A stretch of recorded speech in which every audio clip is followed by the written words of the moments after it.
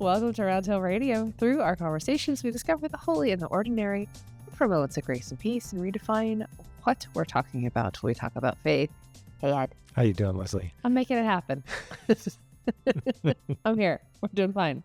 It's one of those heavy weather days. Oh, my goodness. And it's supposed to start snowing out here, at least up where I am. You know, last night was the most ferocious thunder I've ever heard in my life. It was powerful. Some kind of temperature inversion, which was a nice segue from the earthquake that we experienced back on Tuesday. That was wild, first of all. I will say that's the first one I have actually noticed that I have been a part of or been witness to. And I will say, I thought it was actually pretty cool that it was during our staff meeting. Yeah, that's the kind of staff meetings we have. We shake the earth, guys. Shaking the foundations. And we all just sort of stopped and looked at each other like, why is there a subway running underneath the That's exactly what it felt like. Didn't it? But also we have a giant boiler burner thing in the basement. So we were like, is something broken in the basement? So we were unsure. We got off track significantly last week, and but which turned out to be on track because it was a great conversation. But I do have one just quick other earthquake story, which please do. I was sitting in traffic. My daughter was living in Scotland at the time, and I was sitting in traffic in Hartford on Farmington Avenue, and the car suddenly felt like it was on jelly. Oh, weird. And there was this rolling experience. And 15 minutes, must have been 15 minutes max later, my daughter called me. She said, "Are you okay? We just saw on the news that there was an earthquake in Connecticut." Oh, funny. Oh, quickly news travels. Wow. But that was the first time I'd ever experienced it where you could feel something really happening and how weird that was. And sitting in traffic. I will admit, I never thought of Connecticut as being a place where one would experience an earthquake. I know, right? Got our own little San Andreas fault around here somewhere. Something's going on. So fascinating. Well, maybe that does tie into our theme, though. Oh, please do. Well, thinking about agitation, I think earthquakes have the capacity to do some significant, if it is a word, agitative work. Mm-hmm. And you and I have talked a little bit about this, but agitation has definitely been on my mind. Because I think about it, I've been thinking about it a lot because of the times we live in. Okay. Been thinking about it a lot in terms of agitation as a theme, a spiritual theme. Mm-hmm. So years ago, my mother went through a period of severe cognitive decline. And when I would go visit her, you know, she was often clearly what you would say, agitated. Yeah. You know, so when I would describe later, people would say, "How was your mom today?" And I'd say, I think agitated probably describes the word. You know, it wasn't always that way, but it was that way a lot of times. But there was one occasion when I was visiting with her, and keep in mind that my mother was a nurse for 38 years, and she worked for part of that in an assisted living facility. And I think one of her great fears is that she was going to wind up sitting in a chair alone in the middle of a day, kind of slumped over. And that's a scene that one often sees in residential care facilities, sometimes nursing care facilities. And so when I went one day and she was not feeling in a very good mood, and we were sitting down, and there was a woman sitting not far from us who was kind of the picture of what my mother wanted to avoid. And my mother said to me, "If you want to know why I'm so angry, it's because I don't want to lose hope, and I don't want to wind up like that." She was fighting. So I thought, that's agitation as resistance. Interesting. I'm not going to let myself succumb to that picture. And so that, I think, kind of opened up a doorway, because agitation is such a common experience. Sure. Right. Doesn't matter whether you're sitting in traffic and you need to be somewhere, the technology is not working, you know, children aren't cooperating. You can go on and on and on. It's like the one feeling to have when you're having more than one. you know? It wears so many faces. I've seen it a lot when I visited people in the hospital whose loved ones are in the ICU. Something's happened. Nobody knows exactly what's going on. There's no clear path of treatment. You go in as a pastor and sit with a family, and people are agitated because they're powerless, frustrated, they lack knowledge, they haven't gotten answers they need. I think you can fill out the rest, right? So it's a common experience. I think, unfortunately, so again, my mother sort of gave me a peek into an experience of this that, has a more positive or resilient quality to it. And I think, sadly, what's happened in our time is that agitation's become a tool for manipulation. We see it in the political world. It's become heavily politicized. This is another thing my mother used to say to me when I was a teenager, when I was kind of, maybe not. Being a teenager. Yeah, something like that. And she would say to me, just poke, poke, poke, like that's what you're doing right now. Yeah. In other words, keep it up. Keep it up. It's not going to a good place. At your peril. Exactly.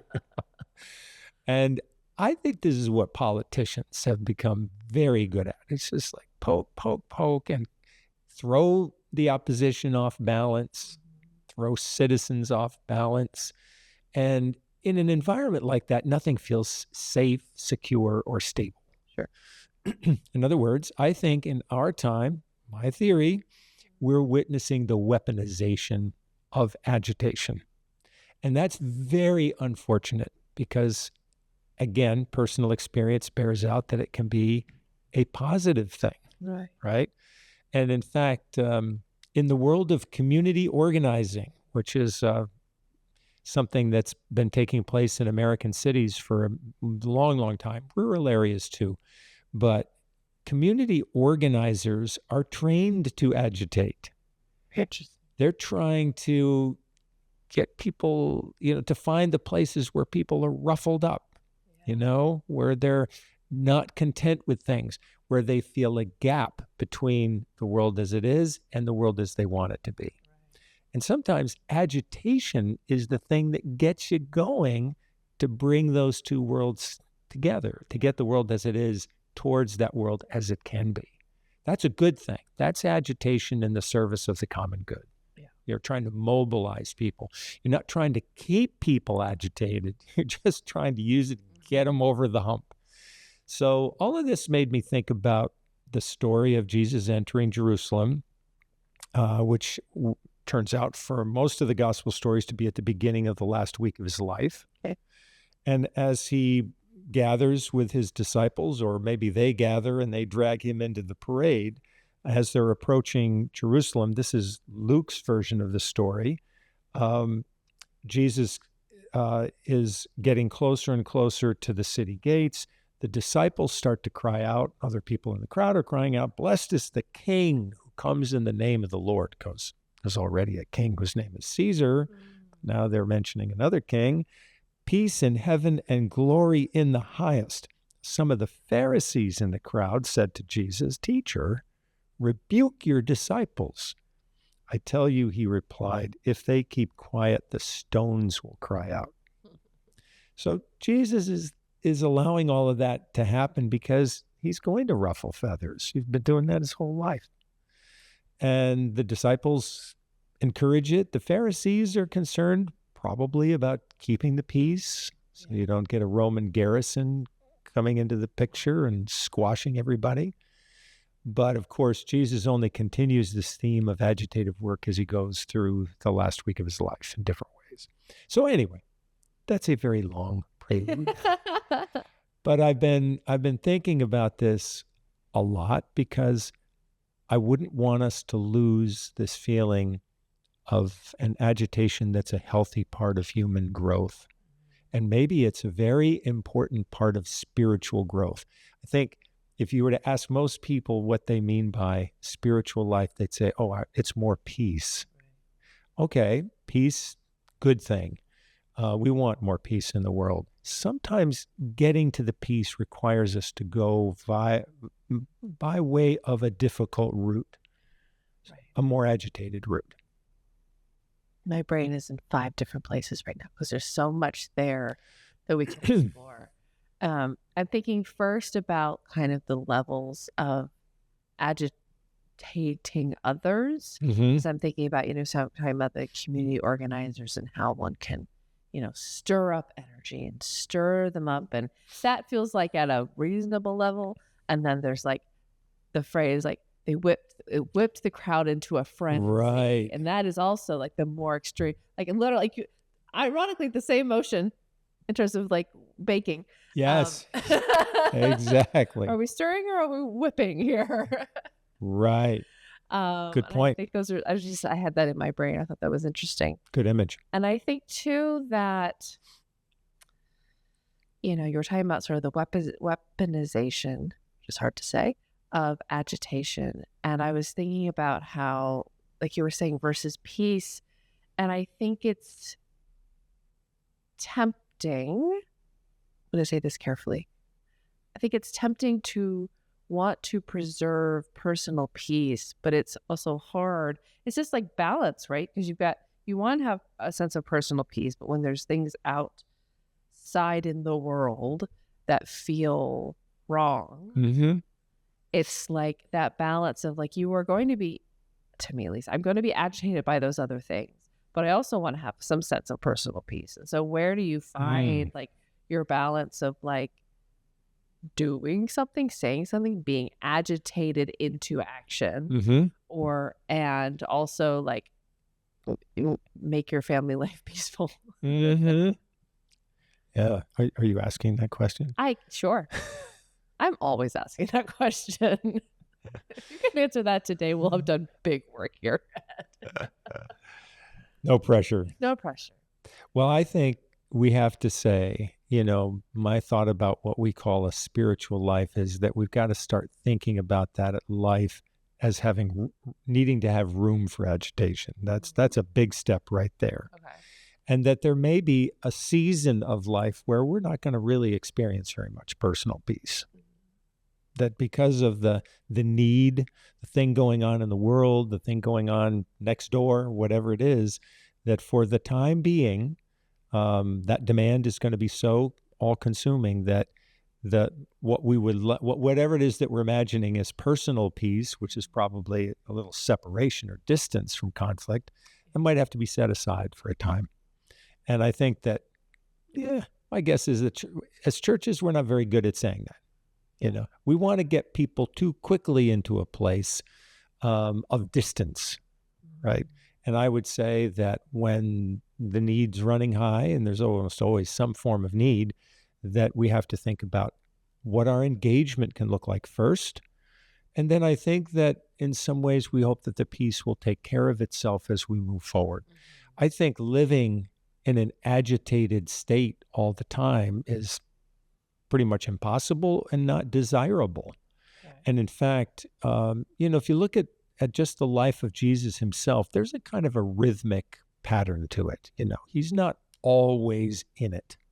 Sometimes he's with friends eating. Sometimes he's backed off into a place of nature. Sometimes he's with the disciples on the water.